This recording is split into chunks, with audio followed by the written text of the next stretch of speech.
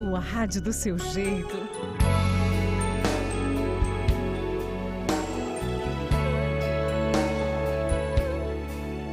Quem ama não esquece.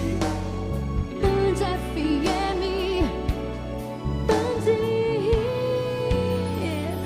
Oi, tudo bem com você? Muito prazer, eu sou a Tatá e esse é o nosso Quem Ama Não Esquece. Esse momento tão bom em que eu e o Murilo temos a honra de contar a sua história aqui. E hoje não vai ser diferente. Hoje tem uma história de uma jovem que tomou uma decisão e a partir dessa decisão, a vida dela mudou completamente. Tudo por conta de uma promessa. Lúcia, bem-vinda ao Quem Ama Não Esquece de hoje. Na Band FM, quem ama não esquece.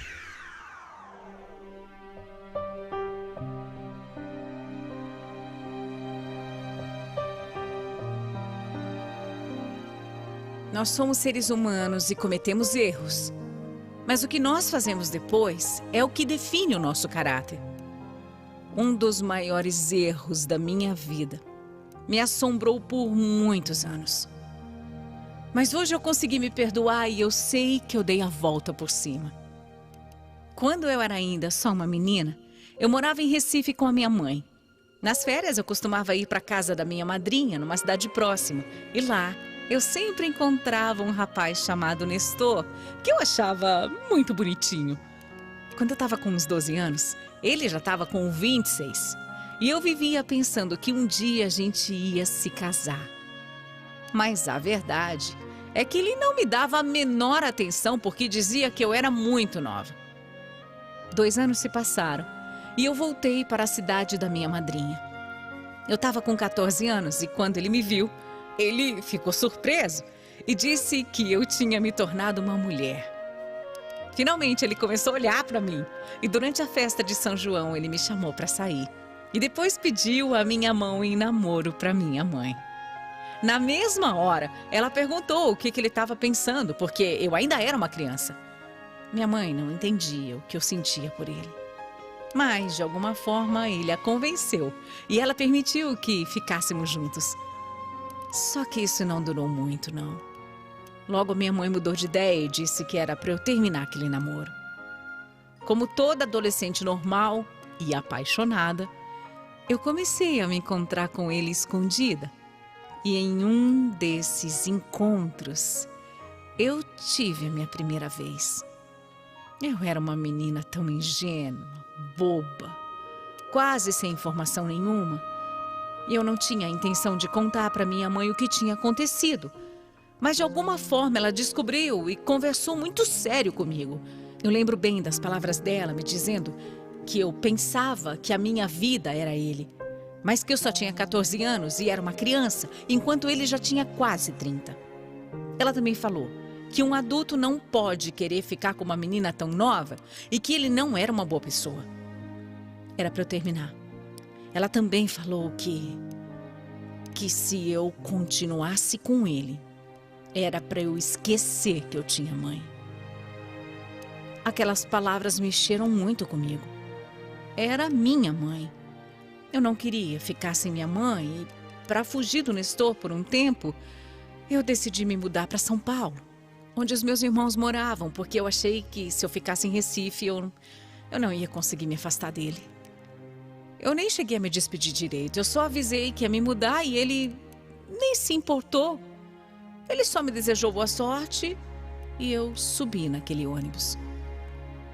Foram 2 dias de viagem e no meio do caminho, eu comecei a passar muito mal. Tão mal, mas tão mal, que uma moça me ajudou e perguntou se eu estava grávida. Eu não sabia se era possível aquilo acontecer, mas eu fiquei com isso na cabeça. Quando eu cheguei em São Paulo, eu fui direto para a casa do meu irmão e comentei com a minha cunhada sobre a suspeita da moça do ônibus. Perguntei como eu poderia descobrir se eu estava grávida mesmo. E a esposa do meu irmão logo me levou para fazer um exame. Quando o resultado saiu, positivo. Positivo. Eu estava mesmo grávida. Eu tinha 14 anos e estava esperando um filho, mas, para ser bem sincera, eu não tinha noção nenhuma do que aquilo significava. Eu não tinha a dimensão da importância daquele acontecimento e, no meio de todo aquele auê, ninguém falava comigo direito. Eu decidi, então, ligar para o Nestor. Oi, fala. Eu preciso falar com você. Eu cheguei aqui em São Paulo, mas, olha, eu tô grávida. Como é que é? Tô grávida de você. Você tá brincando? Você tá grávida? Ah, Lúcia, complicado, hein? Olha, faz assim, melhor resolver tudo aí. Resolve você. Toma um remedinho, pronto. Que remedinho? Como assim, remedinho? Você sabe o que eu tô falando? É só tomar um negocinho que o problema some e tudo fica resolvido. Resolve aí, vai.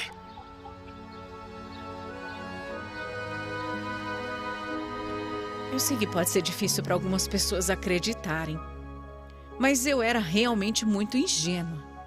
Eu não entendi nada do que ele estava falando, mas uma coisa importante eu percebi.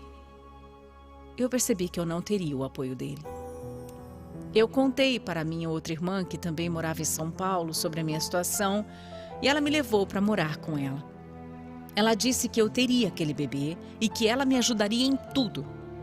Nossa, eu fiquei tão aliviada, mas tão grata, tão feliz, sabe?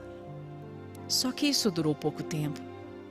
Nesse período em que eu fiquei na casa dela, o meu cunhado, marido da minha irmã, começou a dar em cima de mim e ela via tudo. Ela gritou comigo, me culpou, me expulsou grávida da casa dela. Hoje eu vejo que ela falhou muito como irmã. Eu só tinha 14 anos, eu estava esperando um filho. Por que eu ia querer paquerar o marido dela? Quando eu saí da casa dela, eu perdi todas as esperanças de ter um filho. Naquela primeira noite, uma vizinha me amparou e no dia seguinte eu voltei para a casa do meu outro irmão. Mas com toda aquela situação, a minha cunhada, a mulher dele, me falou que eu tinha que trabalhar para ajudar nas contas e que com um filho eu não ia conseguir. Por isso ela, assim como Nestor, disse que o melhor seria abortar. Sem a ajuda de ninguém, sem informação, sem nada, eu fiz o que eu achei que deveria fazer. Eu tomei os remédios que a mulher do meu irmão me deu. O dia seguinte foi de muito sofrimento. Eu sentia tantas dores na barriga, dores assim insuportáveis. Eu estava sofrendo tanto, eu não sabia o que estava acontecendo com o meu corpo. Até que depois de horas e mais horas, eu abortei. E foi só aí, nesse momento, quando eu vi com os meus próprios olhos o que tinha saído de mim, é que eu de fato entendi o que eu tinha feito. Desde esse dia eu jurei para mim mesmo que eu nunca mais faria algo assim outra vez. Não importava o que acontecesse, eu nunca mais faria isso. A vida foi seguindo, eu trabalhei, depois me mudei de estado. Alguns anos se passaram e eu já estava mais velha e mais madura. Foi quando eu conheci um homem, nós namoramos e eu engravidei dele. Não era nada planejado, mas eu tinha feito uma promessa e eu ia cumpri-la. Apesar de o pai não ter interesse, eu segui a minha gravidez sozinha, mas feliz. Ainda grávida, eu conheci o Newton, que foi um anjo na minha vida. Eu contei para ele desde o começo que eu estava esperando um filho e mesmo assim ele quis ficar comigo. O nosso relacionamento foi tão maravilhoso. E quando meu Jonathan nasceu, eu me senti a mulher mais feliz desse mundo. Com o Newton, eu ainda tive mais um filho, o César. E por alguns bons anos, nós tivemos uma vida perfeita. Mas depois de um tempo, nosso relacionamento começou a esfriar. Estando em crise com o Newton, eu acabei cometendo um erro horrível. Eu o traí com outro homem. E desse caso, eu engravidei de novo. Dessa vez da Jéssica. Eu contei tudo pro Newton. Pedi perdão pelo meu erro.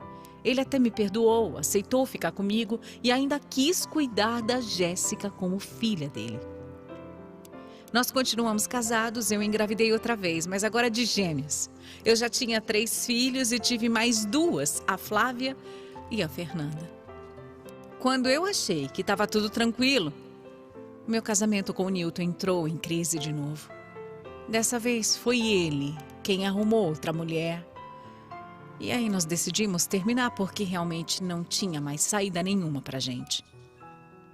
Depois de um tempo separado, eu me envolvi com o Orlando, que tinha sido meu chefe. Ele era um homem bom.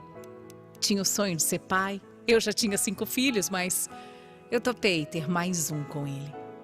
Acontece que, para minha surpresa, vieram gêmeos outra vez. Eu sonhei a gravidez inteira, que eram 3 meninos, trigêmeos. Mas nasceram 2, o Pablo e o Vitor. Depois de um ano, já com 7 filhos, eu engravidei de novo e aí sim veio mais um menino, Ezequiel. E foi aí que eu entendi que aquele sonho com 3 meninos estava se concretizando. O Ezequiel era o que faltava. Eu sei que eu errei na minha primeira gravidez. Eu era nova, imatura, não tive apoio, ajuda, mas eu me arrependi demais. Naquele dia eu fiz uma promessa e hoje eu vejo que eu consegui cumprir e ser feliz, apesar dos meus erros. Eu tenho 8. 8 filhos. Jonathan, César, Jéssica, Flávia, Fernanda, Pablo, Vitor e o Ezequiel, que eu criei com muito amor. Mesmo sendo mãe de 8, eu fui à luta, eu batalhei. Eu superei obstáculos e dificuldades e hoje eu sou estudante de psicanálise e uma mulher empoderada, feliz comigo mesma. O Newton e o Orlando são pais maravilhosos, presentes e nós temos uma excelente relação de carinho e respeito. Já o Nestor, aquele primeiro namorado, eu o reencontrei recentemente, depois de mais de 30 anos. Nossa, Lúcia, quanto tempo? Você tá bem diferente. 8 filhos, meu Deus do céu. E algum é meu? Seu? Ué, você não lembra?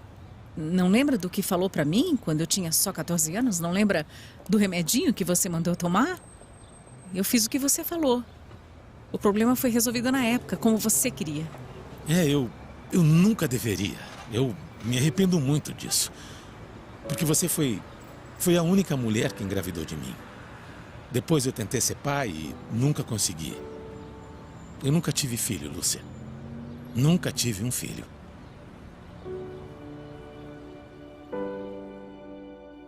E ele chorou na minha frente. O erro foi cometido. Eu não nego. Mas eu consegui me resolver com o universo, que me deu uma segunda chance. Segunda só não. 8. 8 novas chances de fazer tudo certo e de ser muito feliz. Agora fala que me ama. E agora que não tem mais nada, diz que morre de amor por mim. Agora,